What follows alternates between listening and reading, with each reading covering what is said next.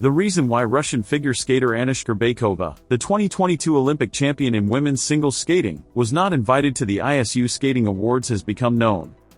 The ISU Council specifically considered nominations for the ISU Skating Awards at its October 2022 meeting. The council was informed that there was no legal reason to exclude Russian and Belarusian skaters who met the criteria of the respective award categories, and therefore decided that any skaters from these countries could be included in the long list of candidates for public and media voting. The ISU Council also agreed that any nominees from Russia or Belarus would not be invited to attend the awards ceremony in person for security reasons, which is in line with ISU policy, but could be invited to join virtually, the ISU press office told TASS. Shcherbakova was the only Russian figure skater among the nominees for the ISU Skating Awards in all categories.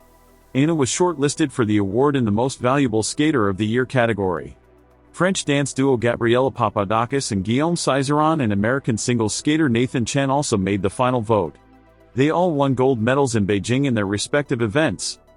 Initially, the ISU Skating Awards were supposed to be some kind of alternative to the soccer Golden Ball. The prestigious award could be a goal for any skater on a par with world and Olympic titles. But that hasn't happened in the 3 years since the award was established, and it's not just because Russian figure skaters were almost entirely ignored in the third year of its existence. It is known that there are several categories in which an athlete or coach can win the prize.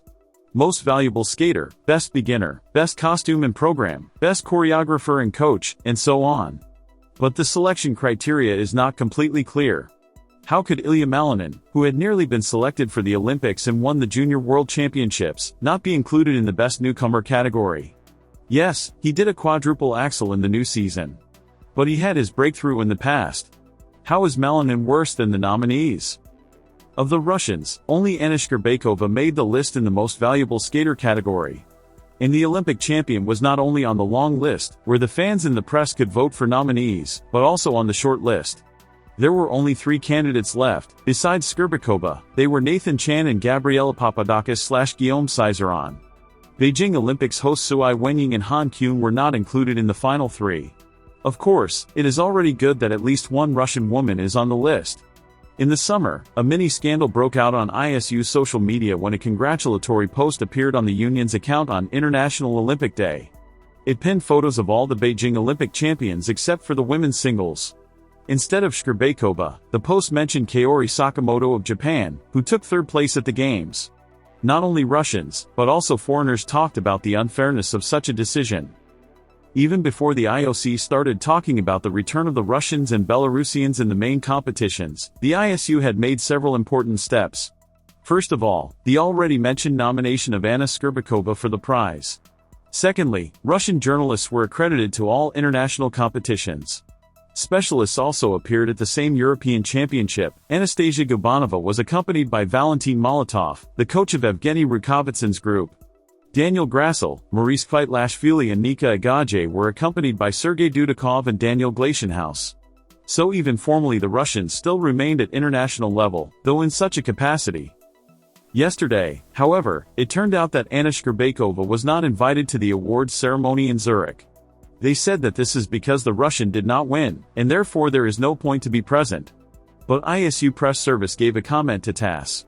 The International Skating Union said that it was decided to allow the Russians and Belarusians to be nominated for the award itself, but the skaters personally will not be able to attend the ceremony for security reasons. I wonder if Shcherbakova will appear at the ceremony via video link. If so, the reaction is sure to be mixed. But what could threaten the safety of the skater? Angry fans are unlikely to go to attack the awards venue. So what ISU meant by that remains a mystery. Journalist Elena Vaitskovskaya commented on the upcoming ISU Skating Awards. In anticipation of tomorrow's figure skating Oscars, you can fantasize. Try to guess the lucky trio of nominees who will be the winners of the ceremony. Any such event always has a certain degree of political subtext in terms of the need to be extremely competent and far-sighted in handing out all the sisters and earrings. I assume that the same will be observed this time.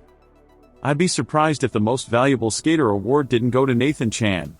First of all, he deserves it, and secondly, the American is not nominated in any other category, so it would be nonsense to leave him without an Oscar.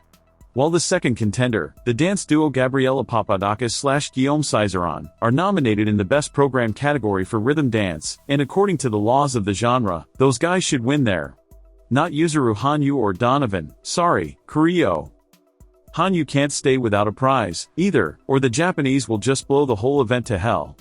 The two-time Olympic gold medalist is nominated in the Best Costume category, but to vote for him in that category is somehow shallow and even unseemly.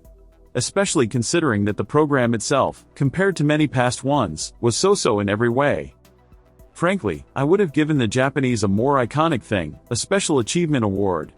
It would have been both beautiful and right.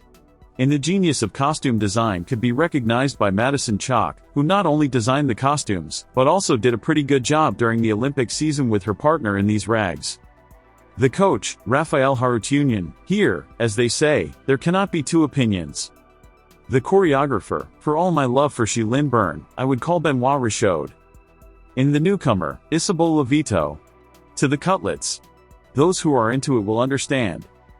I still don't really understand why Ilya Malinin was not included in the Rookie of the Year nomination. All the explanations from ISU do not stand up to criticism. The guy was selected for the US Olympic team, the fact that he was not there remains on the conscience of the federation. In the US knock, was the first to perform, and brilliantly, a quadruple axel. But I would be hesitant to call Malinin a special achievement, meaning his unique axel for now. Because, from a sporting point of view, an axle, even if it is a 5, is just a tool to get things done. Just like any other jump. So far, Malinin has not won anything serious with this toolkit. Well, if you don't count winning the US championship over Jason Brown as an achievement.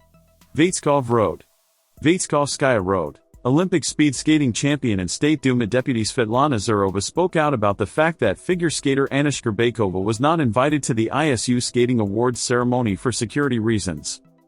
I want to say a non-parliamentary word, it's all excuses. They simply could not allow Russian athletes to the award ceremony and found a far-fetched excuse. Why can the tennis players be safe, but the figure skaters can't? In figure skating people are more relaxed than in soccer, and it's not a competition, it's an awards ceremony, so it's easier to ensure safety. If they think that she could be attacked, they could have provided her with bodyguards, said Zurova. President of the Estonian Olympic Committee, NOC Estonia, Urmas Sirma spoke about the possible boycott of the Olympics 2024 in case of the admission of Russian athletes. Boycotts, in fact, did not lead to anything. We fantasize that it will turn out that some of the Russian athletes under some flags can perform under a neutral flag. Let that remain a sign of these Olympic Games. Let's not forget that almost half of the Russian athletes who make it to the podium are military and get a star on their shoulder straps for winning. It is an absurd situation. It's more likely that some of them won't go there themselves. Of course, there is room for discussion. If some part of the states of the world won't go and the boycott has real force, then we won't stick our noses in there either. But, as I said, we will do everything possible so that our athletes will not suffer, said Sirma on ETV.